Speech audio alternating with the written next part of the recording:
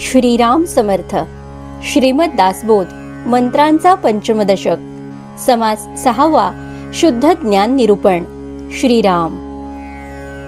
ऐक ज्ञानाचे लक्षण. ज्ञान म्हणजे आत्मज्ञान. पहावे आपणासी आपण, या नाव ज्ञान श्रीराम. श्री समर्थ म्हणतात की हे शिष्या, ज्ञानाचे लक्षण ऐक. ज्ञान म्हणजे आत्मज्ञान. आपण आपल्याला पहावे, याचे नाव ज्ञान. मुख्य देवास जाणावे, सत्य स्वरूपी ओळखावे, नित्यानित्य विचारावे, या नाव ज्ञान श्रीराम. मुख्य देव कोणता ते जाणावे, आपले सत्य स्वरूप काय ते ओळखावे, आणि नित्य काय अनित्य काय याचा विचार करावा, यास ज्ञान असे म्हणतात. जेथे दृश्य प्रकृती सरे, पंचभूतिक वोसरे, समूळ द्वैत निवारे, या नाव ज्ञान श्रीराम. जेथे दृश्य असणारी प्रकृती संपते, पंचमहाभूतांपासून उत्पन्न झालेले पदार्थ नाहीसे होतात, द्वैत समूळ नष्ट होते, त्याला ज्ञान म्हणावे. मन बुद्धी अगोचर, न चले तर्काचा विचार, उल्लेख परे हुनी परत, या नाव ज्ञान श्रीराम. जे आत्मस्वरूप आहे ते मन, बुद्धी, इंद्रिये यांनी जाणता येत नाही. तेथे तर्क चालू शकत नाही. ते परावाणीच्याही पलीकडे आहे. असे जे आहे त्यास जाणणे म्हणजे ज्ञान होय. जेथे नाही दृश्य भान, जेथे जाणीव हे अज्ञान, विमळ शुद्ध स्वरूप ज्ञान, यासी बोलिजे श्रीराम. जेथे दृश्याचे भान उरतच नाही, जाणीवही उरत नाही, कारण जाणीव असणे हेच अज्ञान होय. यालाच विमल शुद्ध स्वरूपाचे ज्ञान म्हणतात. सर्व साक्षी अवस्था तुर्या, ज्ञान ऐसे म्हणती तया, परिते जाणीजे वाया, पदार्थ ज्ञान श्रीराम. सर्व साक्षी जी चौथी अवस्था तुर्या, तिला ज्ञान असे म्हणतात. पण हे म्हणणेही बरोबर नाही, कारण त्या अवस्थेतही साक्षीत्वाने पदार्थ ज्ञान शिल्लक असतेच. दृश्य पदार्थ जाणीजे, त्यास पदार्थ ज्ञान बोलिजे, शुद्ध स्वरूप जाणीजे, या नाव स्वरूप ज्ञान श्रीराम. दृश्य पदार्थाचे ज्ञान याला पदार्थ ज्ञान म्हणतात, तर शुद्ध स्वरूप जाणणे याला स्वरूप ज्ञान म्हणतात. जेथे सर्वची नाही ठाईचे, तेथे सर्व साक्षत्व कैचे, म्हणून शुद्ध ज्ञान तुर्येचे, मानूची नये श्रीराम. स्वरूपाच्या ठिकाणी शुद्ध स्वरूपाखेरीज सर्व सुद्धा जर राहत नाही, तर त्या सर्वचे साक्षीत्व कसे राहणार? म्हणून तुर्यावस्थेचे ज्ञान हे शुद्ध ज्ञान मानूच नये. ज्ञान म्हणजे अद्वैत, तुर्या प्रत्यक्ष द्वैत, म्हणून शुद्ध ज्ञान ते सतंत वेगळेची असे श्रीराम. ज्ञान म्हणजे अद्वैत आणि तुर्येत तर साक्षीत्व म्हणजे प्रत्यक्ष द्वैतच असते. म्हणून तुर्येपेक्षा शुद्ध ज्ञान हे नेहमी वेगळेच असते, हे जाणून घ्यावे. ऐक शुद्ध ज्ञानाचे लक्षण. शुद्ध स्वरूपची आपण, या नाव शुद्ध स्वरूप ज्ञान जाणीजे श्रोती श्रीराम. आता शुद्ध ज्ञानाचे लक्षण ऐका. आपण शुद्ध स्वरूपच असतो हे जाणणे, याचा अनुभव येणे, याला शुद्ध स्वरूप ज्ञान म्हणतात, हे श्रोत्यांनी जाणून घ्यावे. महावाक्य उपदेश भला, परी त्याचा जप नाही बोलिला, तेथीचा तो विचारची केला, पाहिजे साधके श्रीराम. महावाक्याचा उपदेश उत्तम आहे, पण त्याचा जप करण्यास सांगितलेला नाही. त्या महावाक्यांच्या अर्थाचा साधकाने विचारच केला पाहिजे. महावाक्य उपदेश सार, परी घेतला पाहिजे विचार, त्याच्या जपे अंधकार, न फिटे भ्रांतीचा श्रीराम. महावाक्यात परमार्थाच्या उपदेशाचे सार आहे, यात शंकाच नाही. पण त्यांच्या अर्थासंबंधी विचार चिंतनच करणे जरूर आहे. नुसता त्याचा जप करून अज्ञानाचा अंधकार नाहीसा होणार नाही. महावाक्याचा अर्थ घेता, आपण वस्तूची तत्वता, त्याचा जप करिता वृथा सीणची होये श्रीराम. महावाक्यांचा अर्थ लक्षात घेतला की आपण तत्वतः आत्मस्वरूपच आहोत हे कळून येते. नुसता त्याचा जप केल्याने व्यर्थ क्षीणच होतो. महावाक्याचे विवरण हे मुख्य ज्ञानाचे लक्षण. शुद्ध लक्षांशे आपण वस्तूचा आहे श्रीराम. महावाक्याचे विवरण हेच ज्ञानाचे मुख्य लक्षण आहे. शुद्ध लक्षांशावरून आपण आत्माच आहोत याचा अनुभव येतो. आपला आपणसी लाभ हे ज्ञान परम दुर्लभ. जे आदि अंती स्वयंभ स्वरूपाची स्वये श्रीराम. आपल्याला आपलाच लाभ होणे म्हणजेच स्वस्वरूपाचा अनुभव येणे हे ज्ञान अत्यंत दुर्लभ आहे. वास्तविक ते ज्ञान आदि व अंती स्वतःच प्रकाशित करणारे स्वस्वरूपच असते. जेथून हे सर्वही प्रगटे आणि सकळही जेथे आटे ते ज्ञान जालिया फिटे भ्रांती बंधनाची श्रीराम. जेथून हे सर्व विश्व प्रगट होते आणि शेवटी सर्व जेथे लय पावते त्या आत्मस्वरूपाचे ज्ञान झाले की बंधनाची भ्रांती नाहीशी होते. मते आणि मतांतरे जेथे होती निर्विकारे अतिसूक्ष्म विचारे पाहता ऐक्य श्रीराम.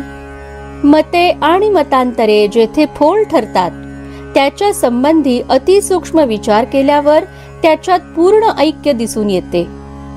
जे या चराचराचे मूळ शुद्ध स्वरूप निर्मळ या नावज्ञान केवळ वेदांत मते श्रीराम.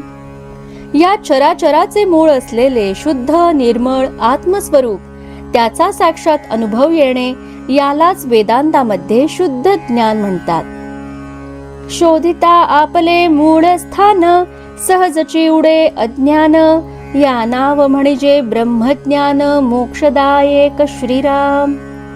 आपल्या स्वस्वरूपाचा शोध घेऊ लागले की स्वाभाविकरित्या अज्ञान नाहीसे होते. यालाच मोक्षदायक ब्रह्मज्ञान असे म्हणतात. आपणासी ओळखो जाता अंगी बाणे सर्वज्ञता तेणे एकदेसी वार्ता निशेष उडे श्रीराम. आपण आपला शोध घेऊ लागलो की स्वस्वरूपाचा साक्षात अनुभव येतो.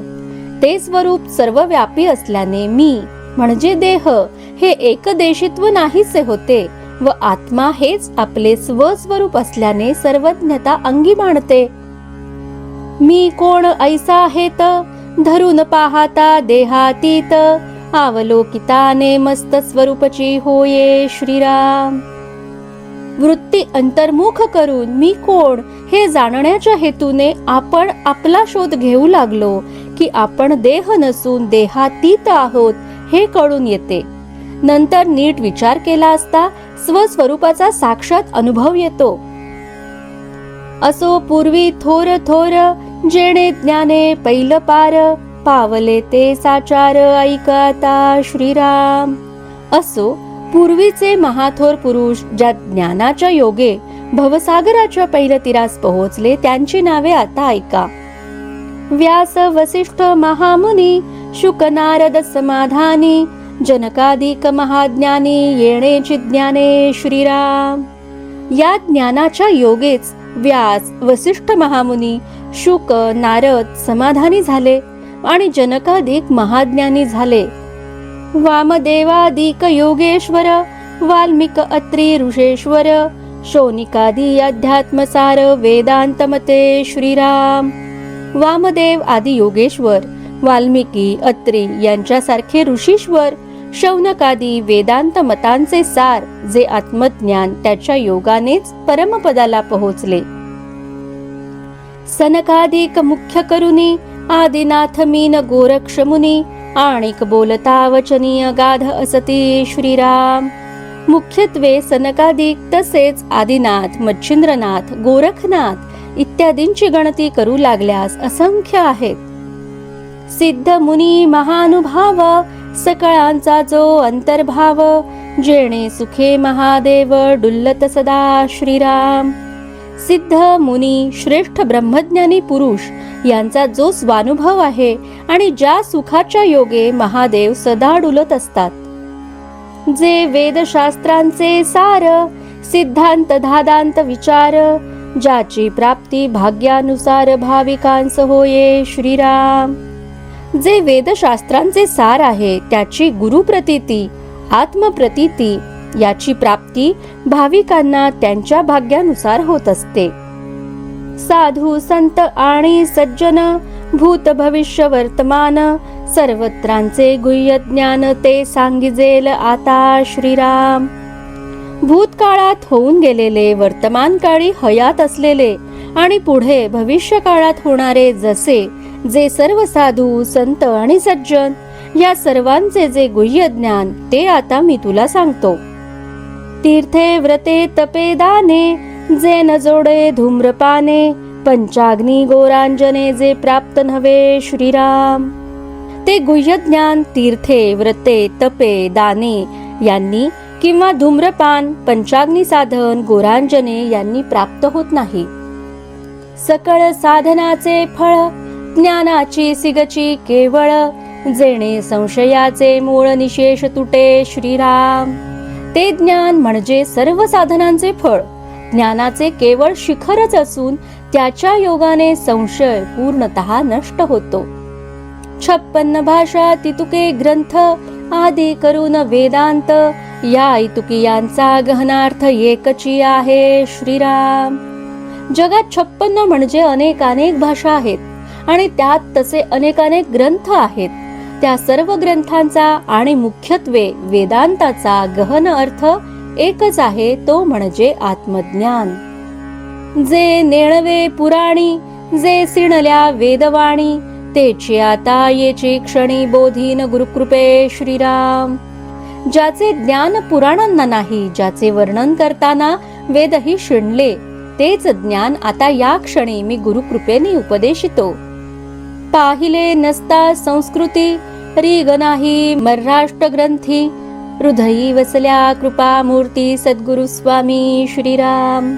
श्री समर्थ म्हणतात की संस्कृत ग्रंथात काय आहे हे मी पाहिलेले नाही, मराठी ग्रंथात माझा प्रवेश नाही, पण कृपामूर्ती सद्गुरु स्वामी माझ्या हृदयात बसलेले आहेत.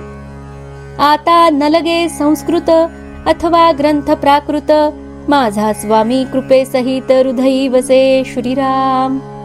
त्यामुळे मला आता संस्कृत अथवा प्राकृत ग्रंथांची आवश्यकताच नाही, कारण माझा स्वामी कृपेसहित माझ्या हृदयात वसत आहे. न करिता वेदाभ्यास अथवा श्रवण सायास, प्रयत्ने विण सौरस सद्गुरु कृपा श्रीराम. वेदांचा अभ्यास न करता किंवा श्रवणाचे सायास न करता प्रयत्नाशिवाय सद्गुरु कृपारूपी अमृतमय प्रसाद मला लाभला आहे. ग्रंथ मात्र महाराष्ट्र, त्याहून संस्कृत श्रेष्ठ, त्या संस्कृतामध्ये स्पष्ट थोरतो वेदांत श्रीराम. मराठी भाषेत ग्रंथ आहेत, पण त्याहूनही संस्कृत भाषेतील ग्रंथ श्रेष्ठ आहेत आणि संस्कृत ग्रंथांतही वेदांत ग्रंथ फार श्रेष्ठ आहेत. त्या वेदांता परते काही सर्वथा श्रेष्ठ नाही, जेथे वेदगर्भ सर्वही प्रगट झाला श्रीराम. त्या वेदांतापेक्षा श्रेष्ठ दुसरे काहीही नाही, कारण त्यात सर्व वेदांचे सार प्रकट झाले आहे. असो ऐसा जो वेदांत, त्या वेदांचाही मथितार्थ, अतिगहन जो परमार्थ, तो तू ऐका आता श्रीराम. असो असा जो अतिश्रेष्ठ वेदांत, त्या वेदांताचा मथितार्थ असा जो अतिगहन परमार्थ, तो तू आता ऐक. या समासातील उर्वरित ओव्या आपण पुढील भागात ऐकूया. जय जय रघुवीर समर्थ.